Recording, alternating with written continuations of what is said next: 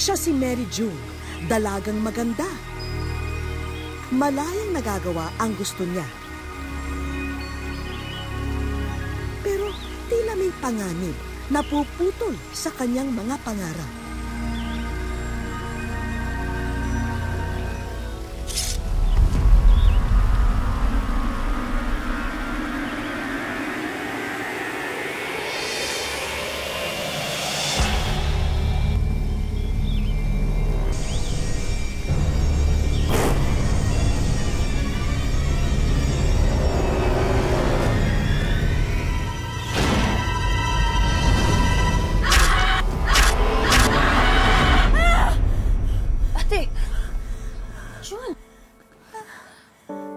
Nananaginip ka lang.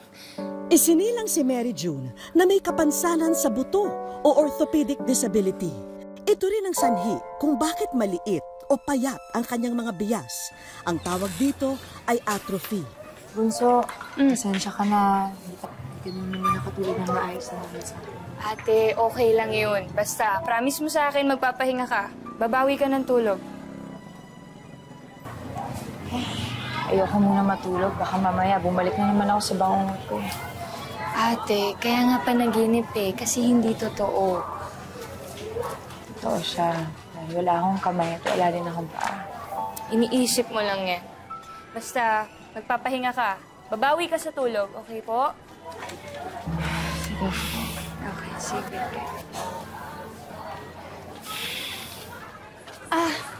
Hinihintay niyo ba si Arian?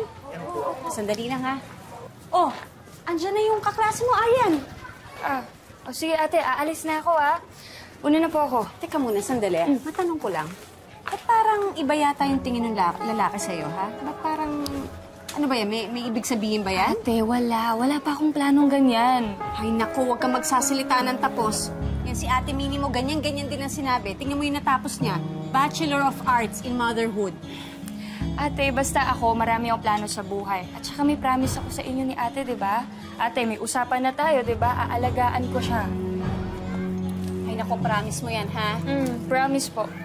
Ayan, sige. Ito na muna yung bakon mo, ha? Pasensya ka na dyan. At kulang tayo ngayon. Oks lang yan, ate. Ako nang bahala para magkasya to, okay? Sige, bye-bye. sige. Bye-bye po. Ingat. Bye-bye po. Ulila na sa magulang, kaya mga kapatid na lang ni Mary June ang kasama at umaalalay sa kanya. Paano raw ipagpapatuloy mangarap kung ang buong buhay mo ay tila isang masamang panaginip? Paano kung isinilang ka na may kapansanan na hindi na raw magagamot?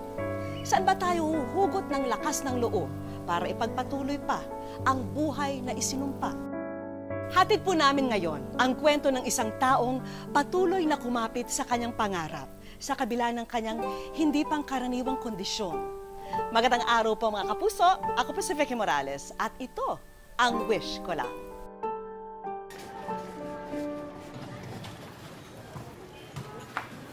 Arian, sigurado ka ba dito? Umuwi na lang tayo.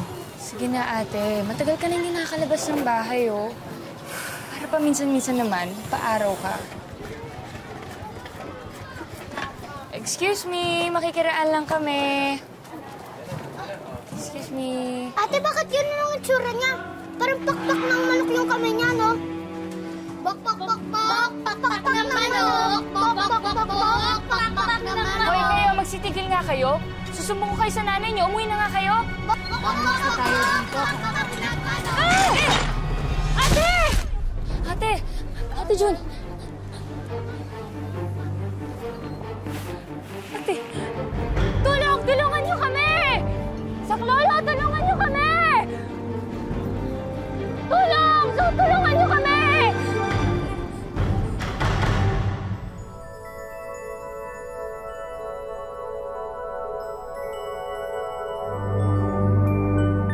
Sa mga panaginip lang ni Mary June, nagagawang kumiti.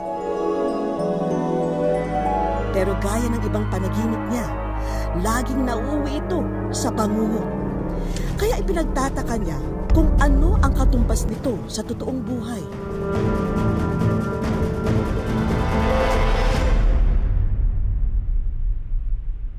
June?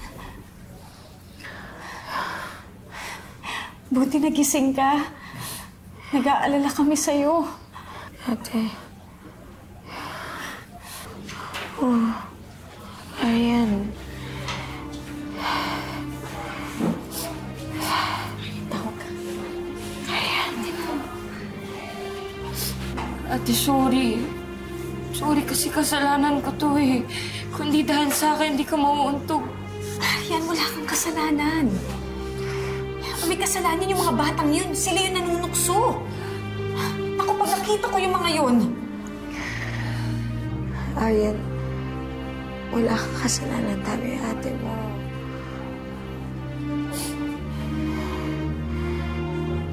Okay na ako, ha? Huwag ka na malungkot dyan. Tama na yan.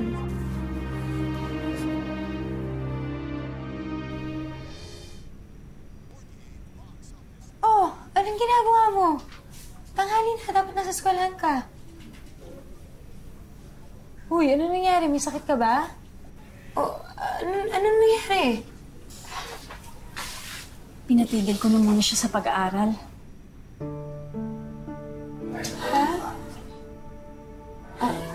Bakit? Hindi na kasi nakakapagpadala ng pera si ate at saka si kuya eh. Mukhang gipit din sila. Hayaan nyo. Kaya naman ako lalabas ngayon kasi maghahanap ko ng trabaho. O siya, sige. Iwanan ko na kayo, ha? Bantayan mo ang ate mo.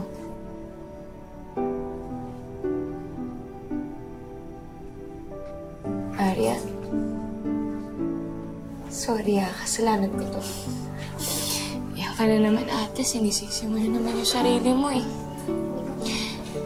Nagkataon lang na walang napadala sila kuya. Nagipit din sila dun. Gusto ko nga maghanap ng trabaho eh. Kaya lang... wala akong kasama dito.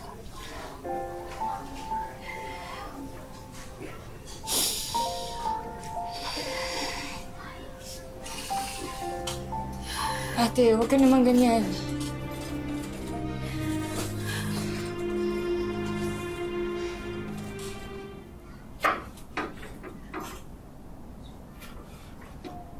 Tulungan na kita dyan, ate.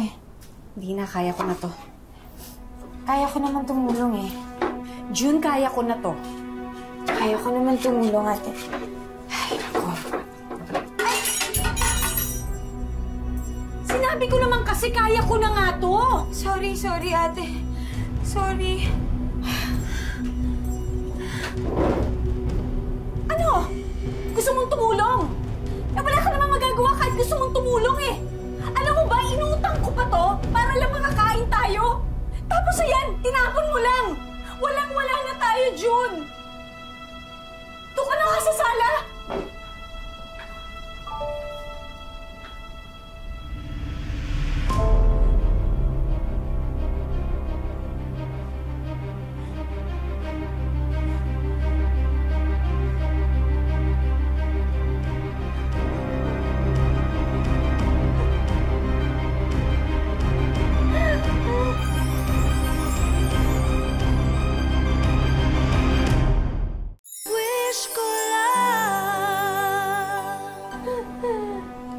Ate?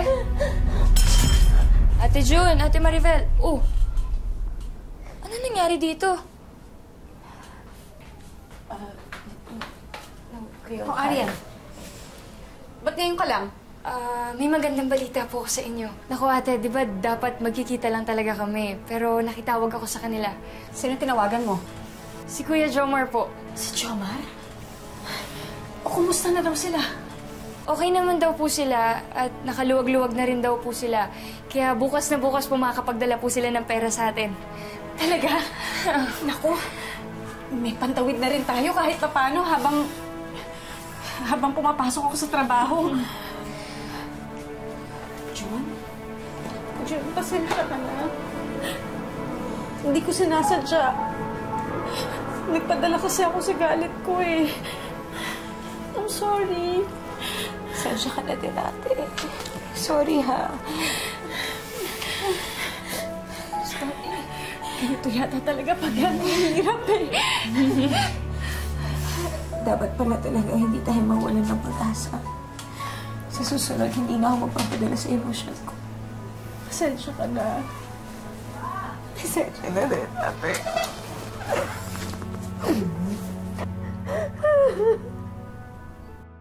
Mula ng isilang hanggang sa magkaisip, pakiramdam ni Mary June na pahirap siya sa kanyang pamilya. Kaya naman wala siyang ibang hangad, kundi mabago na sana ang sitwasyong ito.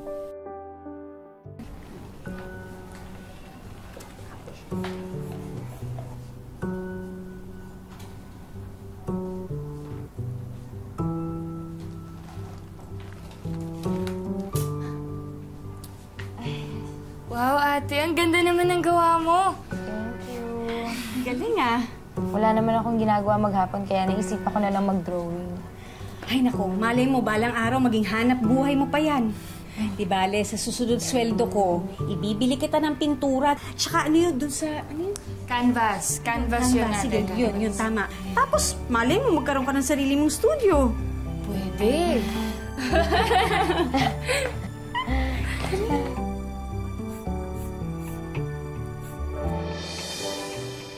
Natuklasan ni Mary June na may talento pala siyang maaring ipamahagi. Ate June, napakaganda ng paintings mo. Sobrang nakaka-proud.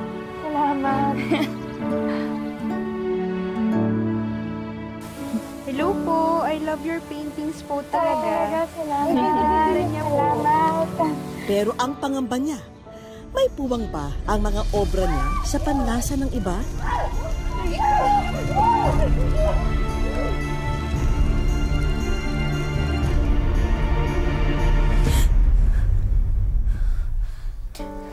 Nananaginip ka na naman.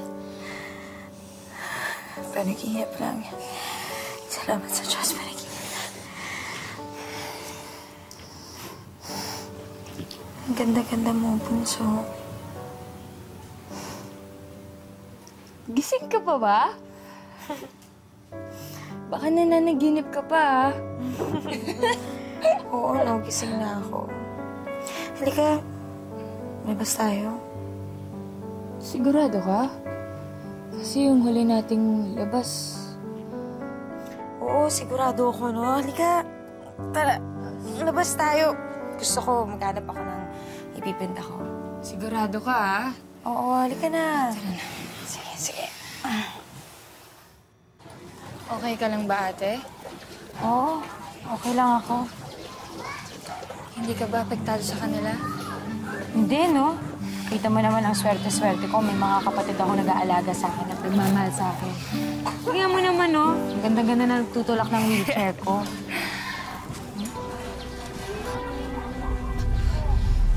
Ayan? Ate, Oh, ano nangyayari? Okay ka lang, Arian? Uy! Tulong! Arian! Arian! Arian! Tulong! Tulong! Kailangan namin ng tulong dito! Arian! Tulong! Dok, kumusta po yung kapatid ko? Ano po yung kalagayan niya ngayon? I'm very sorry. She has cervical cancer. Ha? Dok, baka naman nagkakamali kayo. Ang bata-bata pa niya para magkaroon ng ganong klaseng sakit. Yeah, we can run a new test. Pero maliit lang ang chance ang mabago ang resulta. Hindi mawari ni Mary June kung bakit ang kapatid niyang si Aryan pa ang nagkasakit ng malubha. Siya pa naman ang laging kasama at umaalalay sa kanya. Gagaling ka.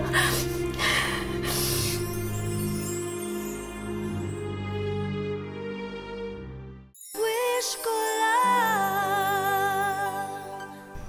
Aryan? Kain ka muna.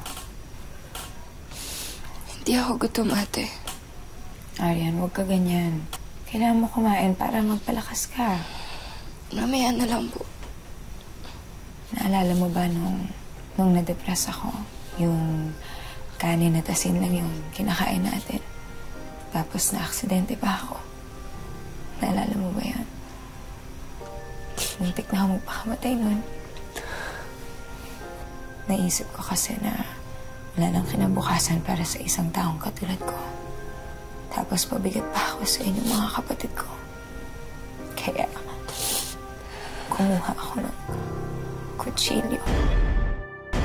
Hawak-hawak ng dalawang kamay ko. Pero hindi ko rin natuloy. Alam mo kung bakit? Ate? Kasi pumasok ka. May dala kang magandang balita. Sa pagpasok mong yun, naisip ko, may mga tao pa palang nagmamahal sa akin. Hindi ako nagpakamatay dahil naisip ko naman na hindi lang sa akin yung buhay ko. Kung hindi sa inyong lahat na nagmamahal sa akin. Kaya dapat lumaban ka, ha?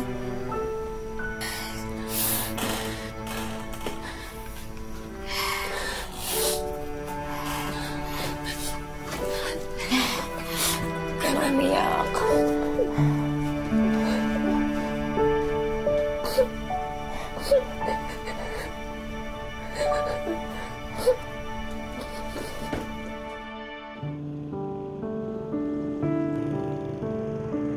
Isang dekada na rin ang lumipas mula nang malampasan ni Mary June ang mga mabibigat na unos sa kanilang pamilya.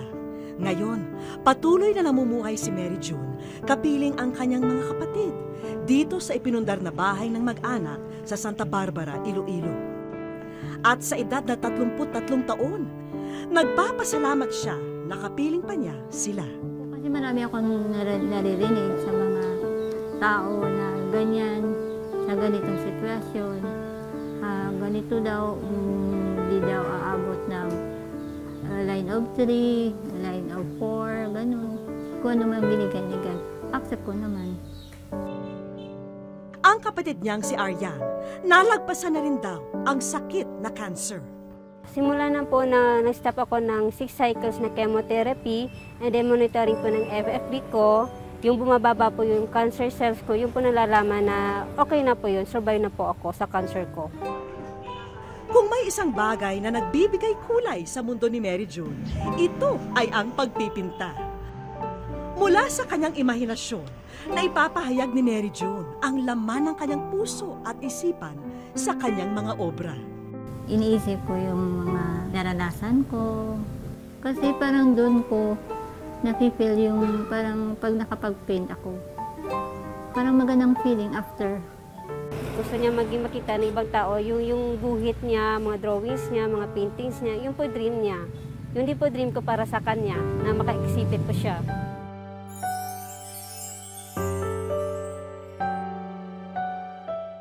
Sa aming pagbabalik. Hi, Mary June! Hello! Wow! Na-meet na rin kita sa wakas! Wish ko lang! Isang magandang umaga ang babati ngayon kay Mary June. Wala siyang ideya na personal naming tutuparin ang hiling ni Aryan para sa kanya. Nandito po tayo ngayon sa Santa Barbara, Iloilo at handa na po tayo para sorpresahin si Mary June dito mismo sa kanyang bahay. Tara?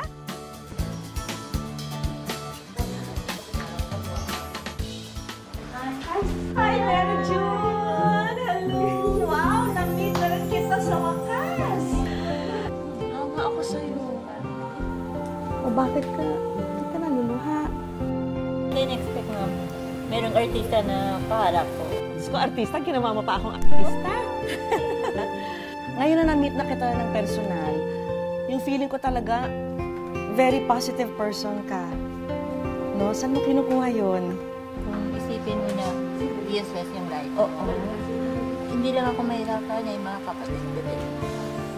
Kumbaga, kailangan tulungan ko rin sa sarili ko. Meron ka bang mga dreams para kay Mary June?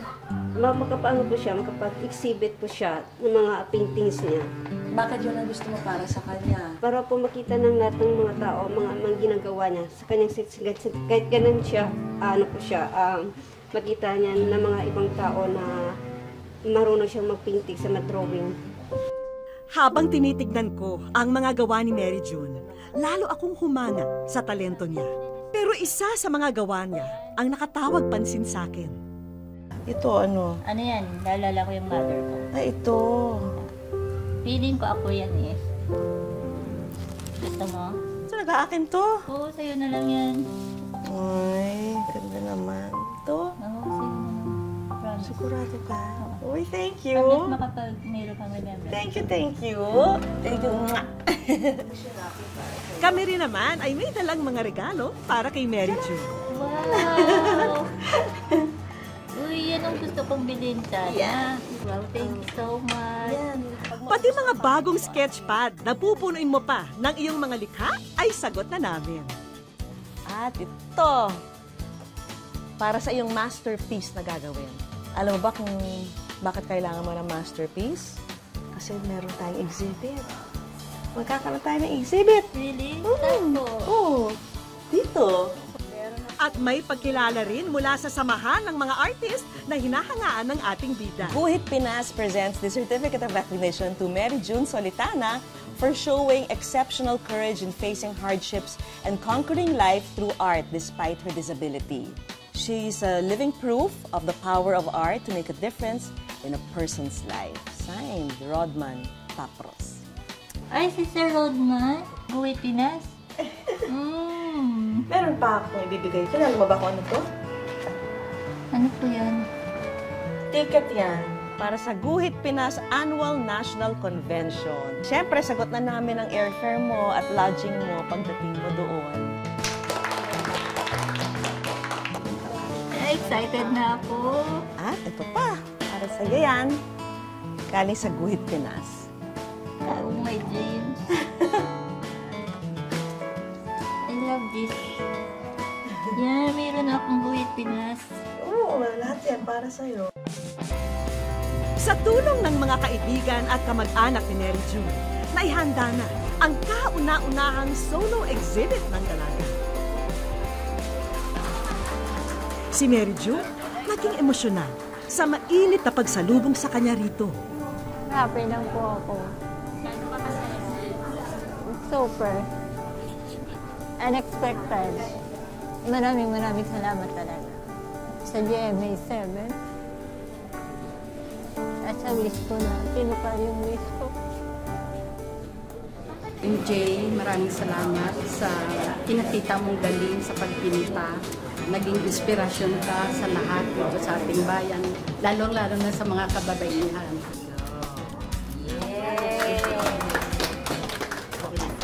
Ang mga obra sa exhibit na ito ay kabuuan daw ng mga pinagdaanan ni Mary June. Yung mga inspiration ko at lahat ng mga emotion ko, andyan lahat. Hindi ko man masabi sa family ko, binubuhos ko sa kwenta. Patid ng mga kaibigang artist ang halaga ng exhibit na to para kay Mary June.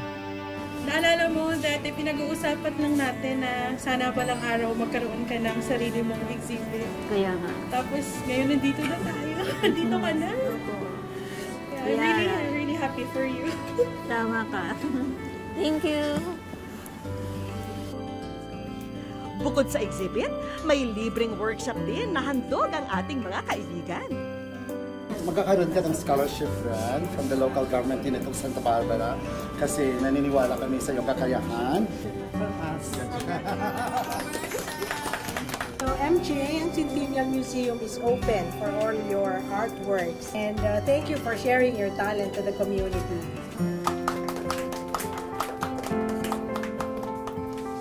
Sa tulong ng kanyang pamilya, mga kapatid at mga kaibigan, lalong napapalago ni Mary June ang kanyang kakayahan at talento. At sa katuparan ng kanyang hiling, hatid din ito'y saya at inspirasyon para sa lahat. Sa kabila ng kanyang kapansanan, inspirasyon ang hatid ni Mary June para sa mga nagmamahal sa kanya. Dahil siya ang patunay na habang may buhay, habang may kakayahan tayong mangarap, hindi dapat tayo sumuko. Hanggang sa muli mga kapuso, ako po si Vicky Morales at ito ang Wish Ko Lang. susunod.